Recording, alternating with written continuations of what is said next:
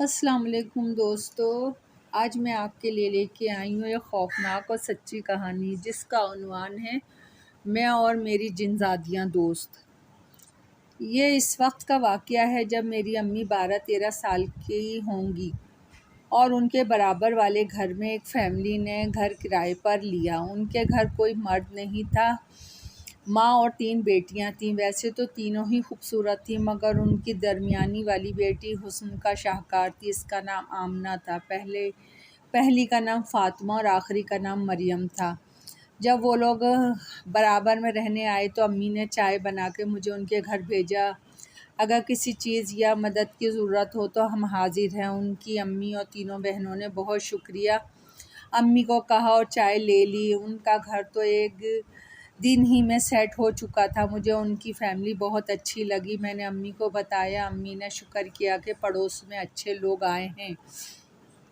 پھر ہماری دوستی ہو گئی۔ میری زیادہ دوستی آمنہ سے تھی۔ ہم چاروں اسکول جاتے اور واپس بھی ساتھ آتے تھے۔ ایک دن زمیندار کے بیٹے زمان کی نظر آمنہ پہ پڑ گئی۔ وہ انتہائی بدقماش تھا۔ اس دن تو وہ خاموشی سے آمنہ کو دیکھتا رہا، پھر اس کا روز کا معمول بن گیا۔ وہ روز ہی ہمارے راستے میں آ کھڑا ہو جاتا اور آمنہ سے کہتا، آؤ جیپ میں بیٹھ جاؤ، میں تمہیں گھر تک چھوڑ آؤں گا۔ مگر آمنہ روز کترا کر گزر جاتی، کوئی اس کو جواب نہیں دیتی تھی۔ ایک دن زمان بولا، آمنہ میں تمہیں بہت پسند کرنے لگا ہوں، مجھ سے دوستی کر لو۔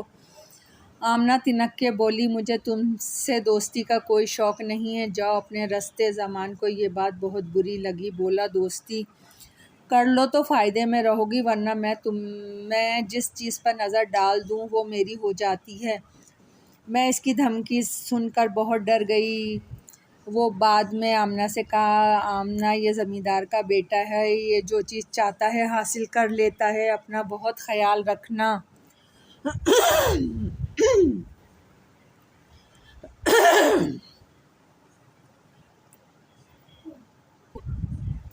اور اکیلے کہیں نہ جانا۔ وہ مجھے تسلی دیتی ہوئی بولی، تم بے فکر ہو جاؤ، میں نے ایسے پھرنے خواہ بہت دیکھے ہیں۔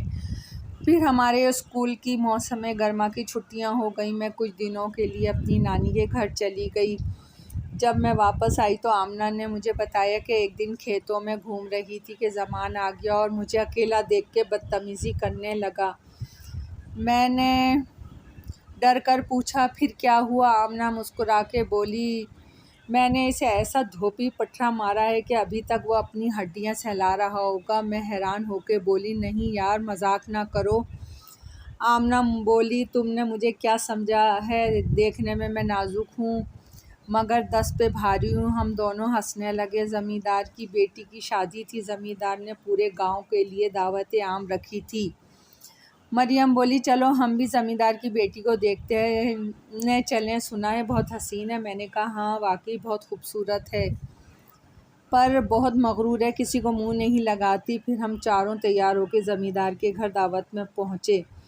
آمنہ اور اس کی بہنیں بہت قیمتی اور خوبصورت کپڑے پہنے ہوئی تھیں۔ گاؤں کی ساری عورتیں ان لوگوں کو دیکھ رہی تھیں۔ آمنہ بہت خوبصورت لگ رہی تھی۔ زمان کی جب اس پر نظر پڑی تو وہ آمنہ کو ایک ٹک دیکھتا رہ گیا، پھر آمنہ کے چاروں طرف پروانے کی طرح گھومنے لگا۔ اس نے ہمارے لیے الگ اسپیشل کھانا لگوایا۔ جب ہم کھانا کھا چکے تو ہم سب ڈائس پہ چلے گئے دلہن کو دیکھنے۔ آمنہ بولی، آپ لوگ جاؤ، میں یہاں بیٹھی ہوں۔ ہم لوگ ڈائس پہ چلے گئے۔ آمنہ ایک طرف ہو کے بیٹھ گئی۔ اتنے میں ایک ملازم آمنہ کے پاس آیا اور بولا، وہ آپ کی بہن مریم آپ کو بلا رہی ہیں اوپر۔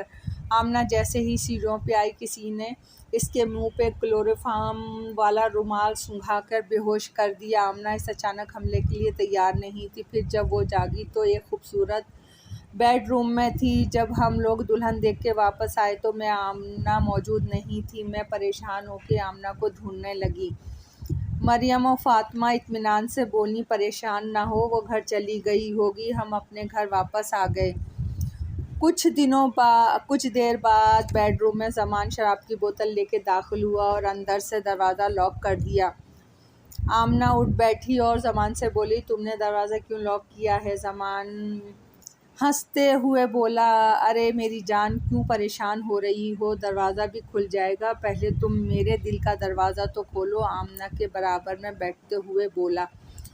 آمنہ غصے میں، تمہیں وارننگ دے رہی ہوں، باز آ جاؤ ورنہ آ جاؤ۔ مگر زمان پر تو ضد و غصہ چڑھا ہوا تھا، وہ بولا، بس ایک بار میری ہو جاؤ پھر میں دیکھوں گا بھی نہیں۔ پلٹ کر زمان کی چیخوں سے پوری حویلی گونج رہی تھی۔ جب ملازم اور زمیندار نے جا کے زمان کا کمرہ کھولا تو زمان بری طرح زخمی حالت میں پڑا ہوا تھا اور آمنہ کب کی اپنے گھر جا چکی تھی۔ زمان حیران تھا کہ وہ ایک مضبوط مرد اور آمنہ نازک لڑکی، آخر اس نے مجھ پر کیسے قابو پایا۔ زمان کو بہت دن لگے ٹھیک ہونے میں زمان نے جب یہ بات اپنے جگری دوست کو بتائی تو بولا، دوسرے قریبی گاؤں میں ایک پیر کی بہت شہرت ہے، کیوں نہ ہم اس کے پاس چلیں؟ محبوب آپ کے قدموں میں ایسا کچھ کروائیں جب وہ خود تیرے پاس آ جائے گی، چل کر۔ زمان فوراً تیار ہو گیا۔ آمنہ اس کی مردانگی کے لیے چیلنج بن گئی تھی۔ وہ لوگ آستانے پہ پہنچے، کافی لوگ وہاں جمع تھے اور سب جمن لال کی واہ واہ کر رہے تھے۔ جب زمان کا نمبر آیا تو وہ پیر صاحب سے بولا، پیر صاحب کچھ پرائیویٹ ہے۔ جمن لال زمان کو لے کے دوسرے کمرے میں آیا۔ اسے معلوم ہو گیا تھا کہ یہ زمیندار کا بیٹا ہے۔ پھر زمان نے پوری اپنی کتھا کہانی پیر جمن لال کو سنائی۔ جمن لال نے کہا، تم بالکل صحیح جگہ پہ آئے ہو، بے فکر ہو جاؤ۔ پیر جمن لال نے ایک تعویذ بنا دیا اور بولا، اس لڑکی کے گھر کے دروازے پہ گاڑ دینا۔ زمان بہت سا نذرانہ پیر جمن لال کو دے کر آ گیا اور آگے کا بھی وعدہ کر کے۔ رات زمان اپنے ایک چیلے کے ساتھ آمنہ کے دروازے پہ آیا اور زمین کھود کے تعویذ اس میں گاڑ دیا۔ فاطمہ یہ سب کچھ دیکھ رہی تھی، اس نے آمنہ کو بتایا۔ آمنہ نے تعویذ نکال کے جلا دیا اور زمان انتظار ہی کرتا رہا۔ کچھ دن انتظار کرنے کے بعد زمان پیر جمن لال کے آستانے پہ پہنچا اور بولا، پیر جمن لال تمہارے تعویذ کا کوئی اثر نہیں ہوا۔ پیر جمن لال بولا، ویسے ہی جعلی تھا۔ مکاری سے بولا، اچھا خیر کوئی بات نہیں، آج تم ادھر ہی رک جاؤ، میں آمنہ کو ادھر ہی بلا لیتا ہوں۔ زمان، کیا وہ آ جائے گی؟ کیوں نہیں؟ پیر جمن لال نے اپنے چیلے کو کہا کہ زمان کو رات ہوتے ہی شراب پلانا شروع کر دینا، پھر ہم کوئی لڑکی اس کے پاس بھیج دیں گے۔ چیلے نے ایسے ہی کیا۔ پیر جمن لال چور اور ٹھگ تھا۔ جب پولیس نے کسی کی رپورٹ پر اس کے گھر چھاپا مارا، مگر وہ پہلے ہی فرار ہو گیا تھا اور پولیس سے بچنے کے لیے پیر بن گیا تھا۔ ہمارے معاشرے میں کمزور عقائد لوگ تو پھر بھرے پڑے ہیں۔ اس طرح یہ مشہور ہو گیا۔ آمنہ کو کسی ذریعے سے یہ سب باتیں معلوم ہو گئی تھیں۔ وہ اپنی بہنوں اور ماں کے ساتھ اور مجھے بھی اپنے ساتھ لیا اور پولیس کو بھی اطلاع دی۔ ہم پانچوں پیر جمن لال کے ڈیرے پہ پہنچے۔ پیر جمن لال اتنی خوبصورت لڑکیاں دیکھ کر اس کے منہ سے لال ٹپکنے لگی۔ بہت اچھے سے بولا، آپ کون ہیں؟ آمنہ بولی، آج رات آپ نے زمان کے لیے بلایا تھا نا، میں آمنہ ہوں۔